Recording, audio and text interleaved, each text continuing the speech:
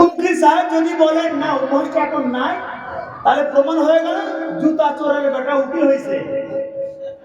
হ্যাঁ, আর যদি চুরি করে তাহলে জুতা চোরের বেটা উকিল। বুঝছেন? ওই জন্য আপনার কাছে একটা অনুরোধ, মামলা কিন্তু জায়গা জমি রাখবেন না, উভয় পক্ষ মিল হয়ে মসজিদে আল্লাহর ঘরে দিয়ে দিবেন, সাদাকাতুল জারিয়া সওয়াব পাবেন আপনি। প্রিয় ভাইরা, যে কথা বলবার জন্য আমি একটু ঘুরিয়ে এদিকে এলাম, কথাটা কি ছিল? আল্লাহ প্রশ্ন করবেন কয়টা? কি কি জানেন আপনারা? তা বলার দরকার নেই নাকি? শুনবেন? শুনলে কিন্তু মাথা ঘুরে যাবে আপনার। 5টা প্রশ্ন কিন্তু আল্লাহ আপনাকে হাসরের মাঠে কখন করবেন? যখন এত বিভীষিকাময় সময় হবে, মাথার উপরে সূর্যের তাপ, কঠিন সূর্যের তাপ যখন আপনার দেওয়া হবে, ওই সময় আল্লাহ তাআলা আপনার 5টা প্রশ্ন করবেন। 1 নম্বর, নবীজি বলেছেন, লা তাজুলু কদামা ইবনে আদম ইয়াউমাল কিয়ামাতি মিন ইনদি রাব্বি হাত্তা ইসআলা আন খামসিন। নবীজি বলেছেন, হাসরের মাঠে কিয়ামতের দিনে আল্লাহ তাআলা যতক্ষণ পর্যন্ত বনি আদমের থেকে 5টা প্রশ্নের জবাব পাচ্ছেন, বনি আদম এক কদম পা নড়াইতে পারবে না। তার মানে এই হাদিসটা কি বুঝলেন আপনি? আল্লাহকে 5টা প্রশ্নের জবাব দিয়ে তারপর আপনি পা নড়াইতে পারবেন। 1 নম্বর, নবীজি বলেছেন, আনুমরিহি ফিমা ফানাত, বান্দা তোমার 70 বছর হায়াত দেওয়া হয়েছে, তোমার 80-90 বছর হায়াত দিলাম, বান্দা তোমার এই 70-80 বছর জিন্দেগি হায়াতটা কোথায় ব্যয় করেছো, এর জবাবটা তুমি দাও। যে পারবেন আপনারা 70 বছরের জিন্দেগির হিসাব দিতে পারবেন? 70 বছর জিন্দেগি ছেড়ে দেন আপনারা।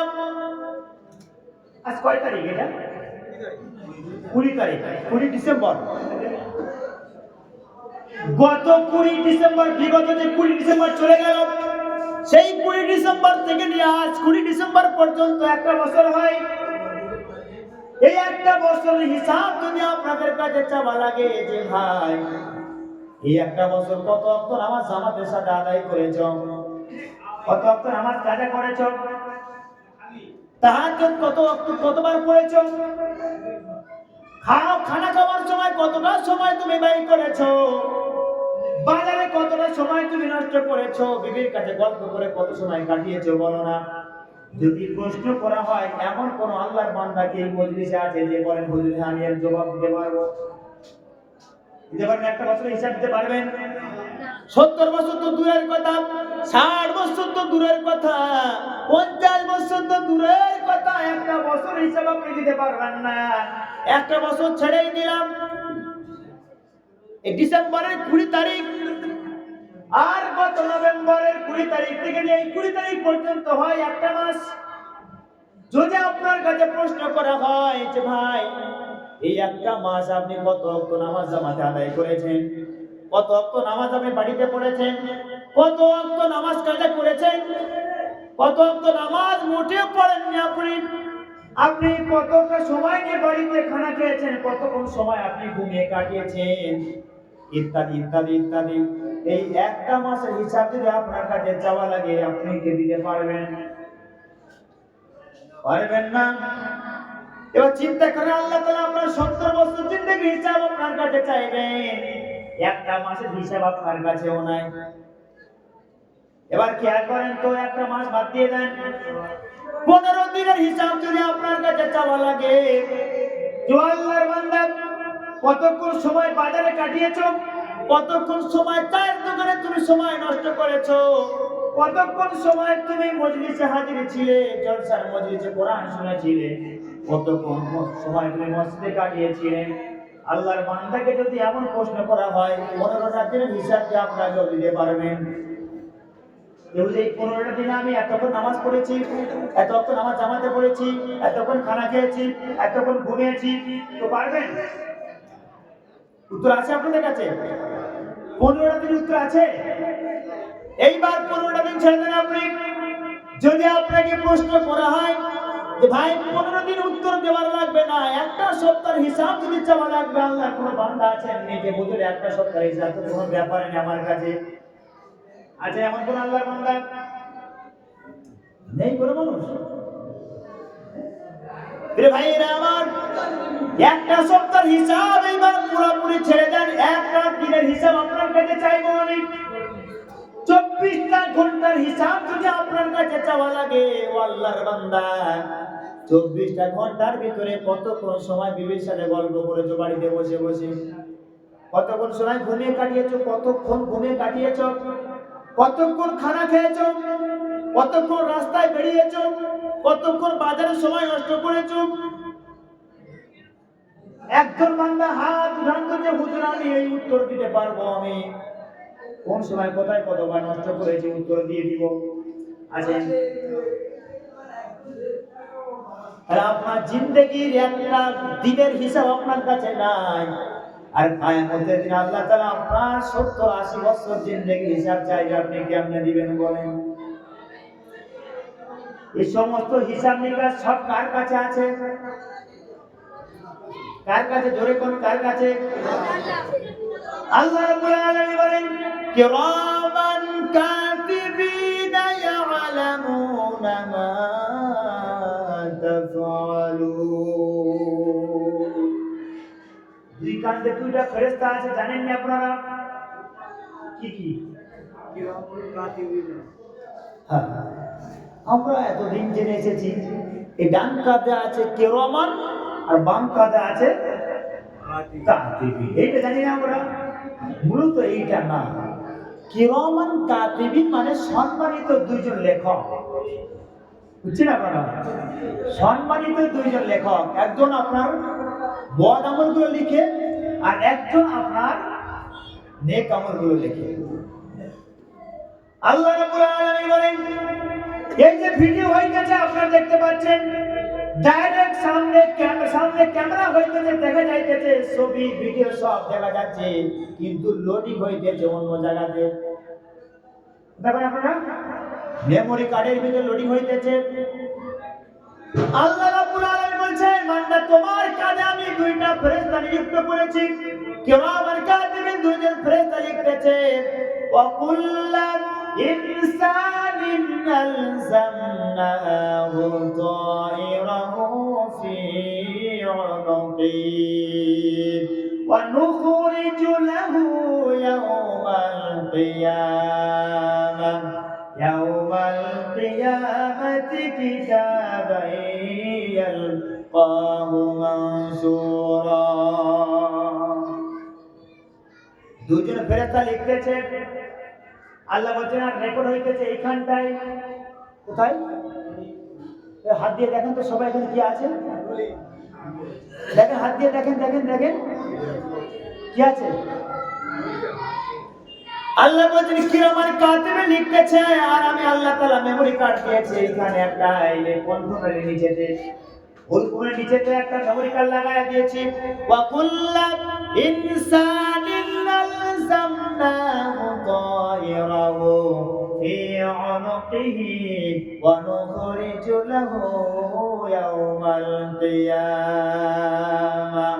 আল্লাহ তাআলা বলেন কিয়ামতের দিনে মেমরি কার্ডটা আমি আল্লাহ তাআলা টান দিয়ে বের করবো বান্দা, টান দিয়ে বের করার পরে বান্দা তোমার হাতে মেমরি কার্ডটা দিয়ে আমি আল্লাহ তাআলা বলবো ইকরা কিতাবাকা কাফা বিনাফসিকাল ইয়াওমা আলাইকা হাসিবা।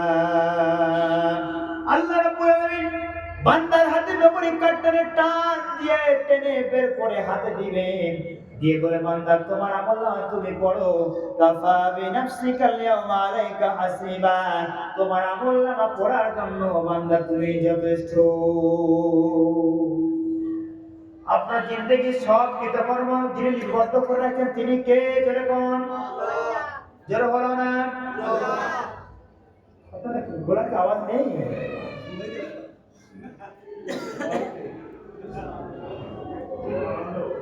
বান্দারা যা বললে মজা হবে, মেমরি কার্ডটা দেওয়ার পরে বান্দাকে বলা হবে বান্দা তুমি পড়ো। বান্দা আমলনামাটা নিয়ে মেমরি কার্ডটা নিয়ে এইভাবে দেখবে, বান্দার দেখার পরে মাথা নাড়া দিয়ে বলেন না, কিন্তু আমরা করতে পারি না, কি করতে পারি না। তারা সঙ্গে সঙ্গে বলবেন ইয়াকুলুনা ইয়া ওয়াইলাতানা মা লিহাযাল কিতাব লা ইগাদিরু সাগীরাতাও ওয়ালা কাবীরাতান ইল্লা আহসাহা। তারা আল্লাহকে বলবেন আল্লাহ, এই সামান্য একটা ওর বাড়ির থেকে আমি বড়ুই গাছ থেকে বড়ুই চুরি করলাম, এটাও লেখা আছে। সামান্য একটা পেয়ারা চুরি করেছিলাম, ওটাও লেখা আছে ভিতরে। হ্যাঁ, আপনার জিন্দগি সব কিছু কিন্তু লেখা থাকবে। ওরা বলবে তখন ওই বেঈমানেরা, নাফরমান বান্দারা তখন বলবে, কিছু জালিয়াতি লোক থাকবে, তারা বলবে ইয়াকুলুনা ইয়া ওয়াইলাতানা মা লিহাযাল কিতাব, হায় আফসোস, কি আমলনামা এটা, এ কি মেমরি কার্ড, এ কি কিতাব, লা ইগাদিরু সাগীরাতাও ওয়ালা কাবীরাতান ইল্লা আহসাহা, ছোট বড় যা কিছু করেছি সব এর ভিতরে আছে। আল্লাহ, এগুলো আমরা করি না, এগুলো আমরা করতে পারি না। আল্লাহ, আল্লাহ কে করছে? বলে তোমার ফেরেশতারা হিংসা করছে আমাদের উপরে, তোমার ফেরেশতারা হিংসা করে লিখছে এগুলো। ওই যে কিরামান কাতিবিন দুই কাঁধে বসে আছে, খুব হিংসা করেছে আমাদের উপরে। আল্লাহ বলেন ঠিক আছে, জবানটাকে বন্ধ করছি আমি আল্লাহ।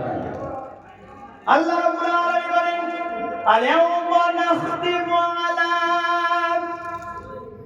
বান্দা তোমার ঠোঁটটা আমি আল্লাহ কি করলাম, কি করবেন, বন্ধ করবেন। ঠোঁট বন্ধ করার পরে আপনার এই হাত কথা বলবে। আল-ইয়াওমা নাখতিমু আলা আফওয়াহিহিম ওয়া তুকাল্লিমুনা আইদিহিম ওয়া তাশহাদু আরজুলুহুম বিমা কানু ইয়াকসিবুন। আল্লাহ তাআলা বলবেন, শোন বান্দা, সব জায়গায় জালিয়াতি চলে না, এইখানে এসে তোরা জালিয়াতি করতেছিস আমার সাথে। আল্লাহ বলে শোনো আমার সালিম বান্দারা, শোনো, তোমাদের জবানটা আমি আল্লাহ তাআলা বন্ধ করে দিলাম। আল্লাহ তাআলার কাছে বান্দা এই হাত, বান্দার হাত আল্লাহর কাছে সাক্ষী দিয়ে দিবে, আল্লাহ তোমার এই বান্দা আমি হাত করতে চাইনি, জোর করে সই মেরে দিয়েছে, গরিবের পেটে লাথি মারছে। এই হাত সব কিছু বলে দিবে, চুরি করতে চাইনি, জোর করে নফসের তাড়নায় পড়ে চুরি করেছে, আমাকে দিয়ে আল্লাহ। আপনার এই পা আল্লাহর কাছে সাক্ষী দিয়ে দিবে আল্লাহর কাছে যে আল্লাহ যাইতে চাই নাই, জোর করে নিয়ে গেছে। পরের বাগানে কলা চুরি করতে গেছে, আল্লাহ তাআলা যাবো না, জোর করে আমি পা আমার টেনে নিয়ে গেছে, যাইতে যেতে আমি পা আমার তলাতে আমার একটা কাঁটাও তুলে গেছে। আল্লাহ সব কিছু সাক্ষী দিয়ে দেবে। আপনি ভাবছেন আপনার হাত আপনার হয়ে কথা বলবে, পা আপনার হয়ে কথা বলবে, কান ইন্নাস সামা ওয়াল বাসারা ওয়াল ফুআদা কুল্লু উলাইকা কানা আনহু মাসউলা। জিজ্ঞাসিত করা হবে এই সমস্ত সব যা কিছু আছে সব ছাড় পাবেন না। ভাইরা আমার যে কথা বলছিলাম, তাহলে বান্দার 70-80 বছর একটা দিনের হিসাব নিকাশ বান্দার কাছে জমা করা নাই। 70 বছর 80 বছর জিন্দেগির হিসাব আপনি কেমন করে আল্লাহকে দিবেন বলেন? তাই তো আল্লাহ তাআলা আপনার জিন্দেগির সব হিসাব নিকাশ আল্লাহ আপনার কন্ট্রোলে আল্লাহ রেখে দিয়েছেন, সব কিছু কন্ট্রোলে জমা হইতেছে, ছাড় তো পাবে না। এক নম্বরে কি প্রশ্ন বললাম হাসরের মাঠে, ভুলে গেছেন আপনারা? আপনার জিন্দেগির হায়াত কোথায় ব্যয় করেছেন আপনি, ওইটা দিতে হবে। 2 নম্বরে প্রশ্ন করা হবে বান্দাকে কি ওয়ান সাবাবিহি ফিমা বলা, বান্দা তোমার যৌবনকালটা কোথায় ব্যয় করেছো বলো না। বান্দার 16-17 বছর বয়স থেকে নিয়ে 40 বছর পর্যন্ত যৌবনকালটা কোথায় ব্যয় করেছো, জবাব দাও বান্দা।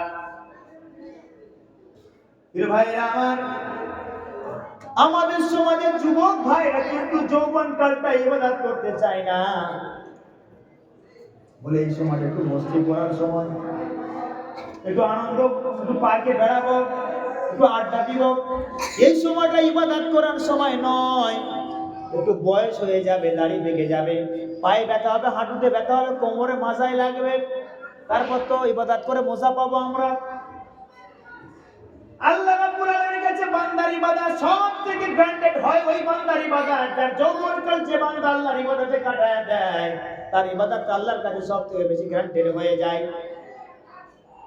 ভাইরা আমার, যৌবনকালটা হেলাই খেলাই নষ্ট করবেন না।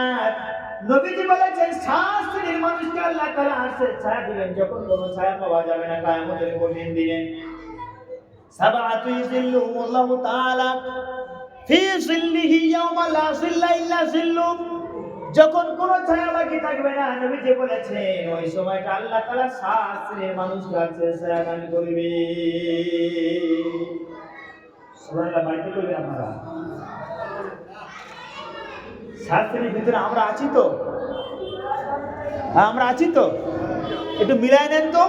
1 নম্বর হলো ইমামুল আদিল, ন্যায়পরায়ণ বিচারক, ন্যায়পরায়ণ শাসক হওয়া লাগবে। আমাদের সমাজের ন্যায়পরায়ণ ইনসাফের বিচার কারণেওয়ালার অভাব আছে না নেই? ইনসাফ বিচার পাওয়া যায় এখন? একটা গরিব মানুষ সে ভুল করে নাই, কিন্তু একটা ধনী লোক সে ভুল করছে, কিন্তু বিচারক বিচার করতেছে। ধনীর যার ঘাড়ে বিচারের রায় যাবে সেটা ঘুরে গরিবের ঘাড়ে চলে আসে। এমন হয় কি হয় না? পর্ব শেষ করবো, আর বাড়াবো না, আমি শেষ করবো এই কয়েকটা কথা বলে।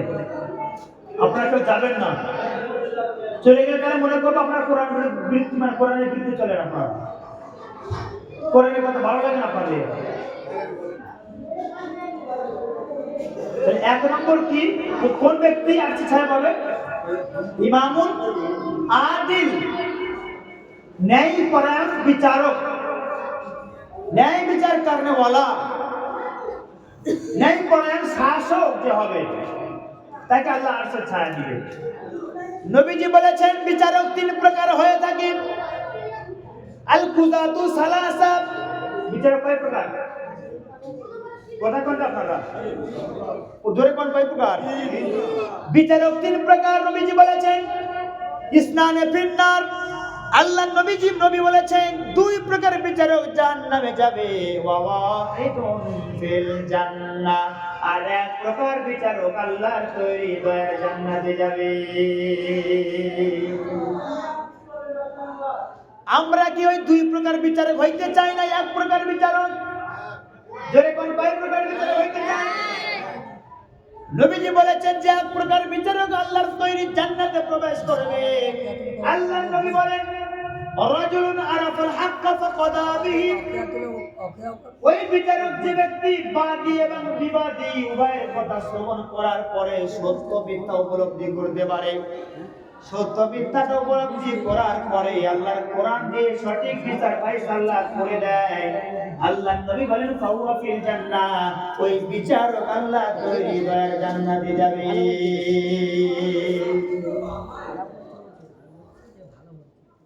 তারপর নবীজি বলেন আর 2 প্রকার বিচারক জাহান্নামে যাবে।